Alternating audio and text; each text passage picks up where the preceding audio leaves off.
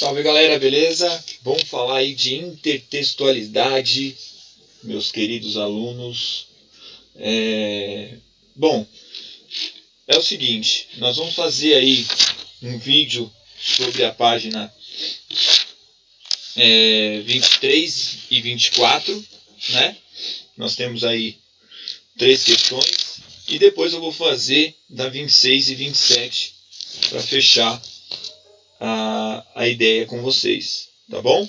Então vamos lá, a priori, né, o que a gente tem que trocar uma ideia, esse é o segundo vídeo da semana do feriado, né? Vocês sabem aí do Colégio Dom Bosco, quinta e sexta não teremos aula, são justamente os dias que eu tenho aula. Eu fiz o primeiro vídeo sobre Mia Couto e agora eu vou fazer esse como um extra sobre intertextualidade, tá bom? E aí vou amarrar o conhecimento lá com uma pequena revisãozinha. Bom, vocês têm aí um texto que é muito famoso, vocês são obrigados a conhecê-lo, não tem conversa, obrigados mesmo, porque ele faz parte de um dos maiores poemas já escrito por poetas brasileiros, que é entoado, cantado e amado em vários lugares do mundo, isso eu posso dizer para vocês seguramente, que é o hino nacional brasileiro, né? Isso, então, por obrigação, você deve conhecer pelo menos o seu hino, né? Eu sou um cara muito patriota, eu acho, além da bandeira ser maravilhosa, o brasão ser maravilhoso, a música ser inacreditável, a letra do hino nacional é sensacional, é incrível, né? E aí tem um poema do Gonçalves Dias chamado Canção do Exílio. Não vou ficar entrando muito na máxima do poema, porque é um poema do romantismo, né? E nós teremos uma aula muito grande sobre Gonçalves Dias lá para frente. De qualquer maneira, eu vou declamar o poema, vou ler o poema, né? E depois a gente vai bater um papo sobre intertextualidade. Então, olha lá. Minha terra tem palmeiras, onde canta o sabiá. As aves que aqui gorjeiam, não gorjeiam como lá. Nosso céu tem mais estrelas, nossas várzeas têm mais flores, nossos bosques têm mais vida, nossa vida mais amores. Em cismar, sozinho à noite, mais prazer encontro eu lá. Minha terra tem palmeiras, onde canta o sabiá. Minha terra tem primores, que tais não encontro eu cá. Em cismar, sozinho à noite, mais prazer encontro eu lá. Minha terra tem palmeiras, onde canta o sabiá. Não permita Deus que eu morra, sem que eu volte para lá, sem que desfrute os primores que não encontro por cá, sem que ainda aviste as palmeiras onde canta o sabiá. Bom, chama Canção do Exílio, isso tem muito a ver com a concepção romântica, do período romântico brasileiro do século XIX, meados do século XIX, por isso que eu não vou entrar muito a fundo nisso, mas vocês sabem, exílio é aquele cara que é preso fora de seu país, expulso de seu país, que não é o caso do Gonçalves Dias, muito menos do eu lírico, tá bom? A história é outra, ele está lá em Portugal, em Coimbra, onde foi escrito esse poema, estudando direito na Universidade de Coimbra, e por saudade ele se coloca no papel de um exilado. Outras pessoas vão dizer que é uma metáfora do amor de uma mulher, mas eu vou pela linha que eu aprendi na universidade. Canção por causa das melodias, do romantismo. Depois você tem o Canto do Regresso à Pátria, do Oswald de Andrade, que é um cara que a gente vai estudar no ensino na terceira série do ensino médio, quando a gente falar de primeira geração moderna, tá bom? Semana de 22, vocês devem lembrar disso. Vocês já devem ter ouvido falar disso em artes, principalmente. Canto do Regresso à Pátria, Canção do Exílio, Canto do Regresso à Pátria. Minha terra tem palmares, onde gorjeia o mar. Os passarinhos daqui não cantam como os de lá. Minha terra tem mais rosas e quase que mais amores. Minha terra tem mais ouro, minha terra tem mais terra. Ouro, terra, amor e rosas, eu quero tudo de lá. Não permita, Deus, que eu morra sem que eu volte para lá. Não permita, Deus, que eu morra sem que eu volte para São Paulo, sem que veja a Rua 15 e o progresso de São Paulo. Aí vem o humor, que talvez vocês não vão perceber, do Oswald de Andrade, um humor ácido dele, moderno, ante muitas concepções clássicas e tal, mas aí é outra história. E depois você tem o lindo e maravilhoso hino nacional brasileiro. Joaquim Osório Duque Estrada, olha só. deitado eternamente em berço esplêndido ao som do mar e à luz do céu profundo. Fulguras, ó Brasil, florão da América, iluminado ao sol do novo mundo. Do que a terra mais garrida, teus risonhos lindos campos têm mais flores, nossos bosques têm mais vida, nossa vida no teu seio mais amores. É divino isso, cara.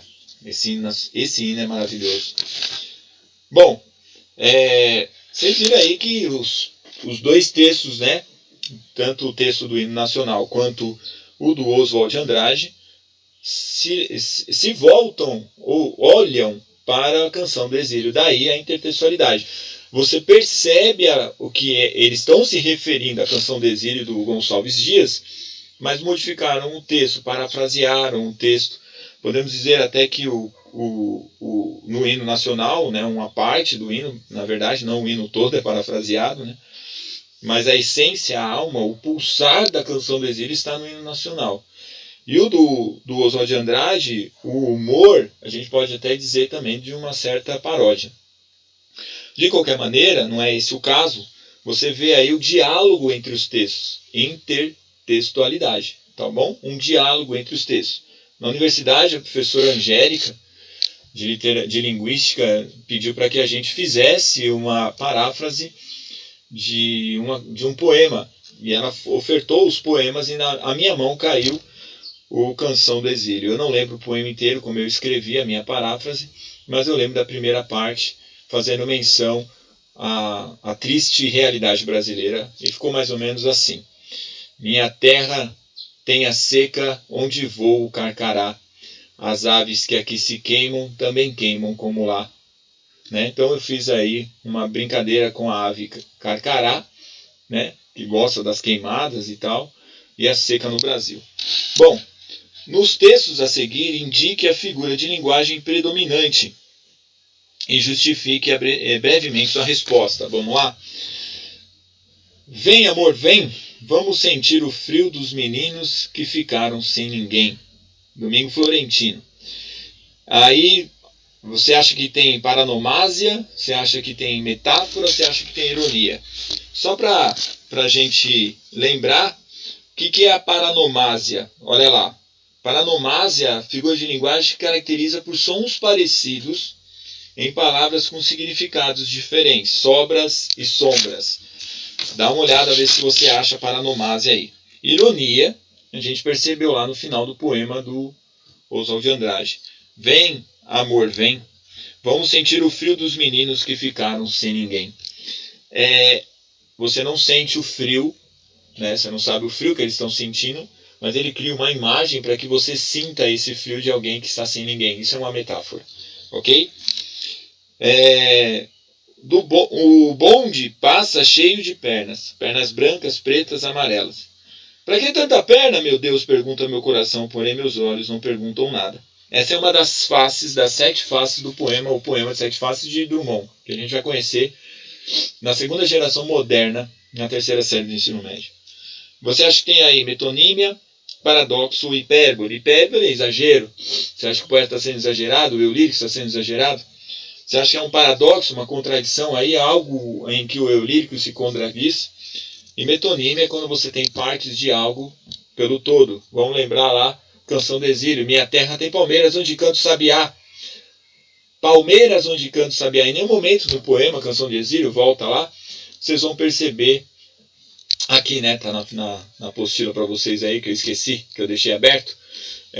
Em nenhum momento vocês vão perceber a palavra Brasil no poema. Eu sei que palmeira e sabiá são endêmicos, né? O sabiá é uma das aves símbolos do Brasil, se não é a ave símbolo do Brasil. Então eu sei que essas duas figuras representam o Brasil, então é a metonímia, a parte pelo todo. Você teria também, por exemplo, que eu gosto muito dessa figura na música do Chico Buarque, quando ele fala, trocando em miúdos, se não estiver enganado, devolvo Neruda que você me tomou e nunca leu.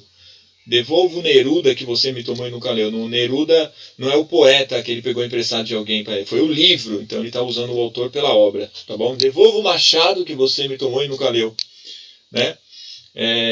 Machado de Assis, né? A não ser que seja um machado para cortar, mas aí como é leu, talvez não sei, todo mundo leu o que quer. Fiquei confuso agora. E agora, no poema do Drummond, você tem: o bonde passa cheio de pernas, pernas brancas, pretas, amarelas. Obviamente, são partes de uma pessoa, partes de várias pessoas, metonímia. Tá bom? Metáfora e metonímia. Cite 2 exemplos da relação intertextual entre os textos literários e escreva um parágrafo expondo quais aspectos estruturais, temáticos e outros determinam essa relação. Bom, aí fica a seu critério. Beleza? Eu já falei sobre os 3 textos onde há intertextualidade. Se você quiser fazer esse trecho e quando a gente se encontrar ao vivo e ler para mim, a gente bate a gente discute. Né? Eu já dei a minha resposta sobre isso, então seria legal ter esse feedback de vocês e fica aí à espera, tá bom? Bom, página 26, vai aparecer as respostas aqui, então se concentrem na minha voz. Lembrando que aí você tem os períodos literários, né? Olha lá, o trovadorismo, o humanismo, o classicismo, o barroco, o arcadismo, o romantismo.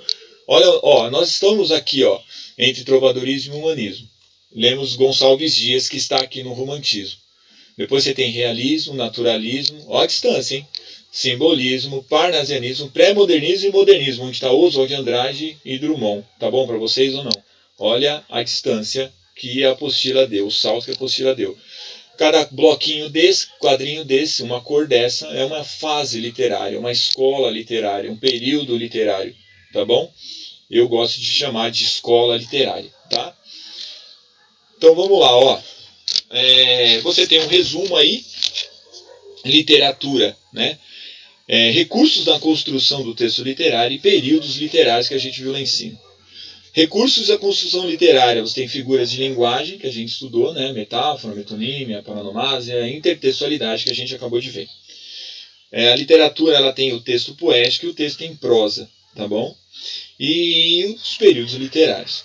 Vamos lá então.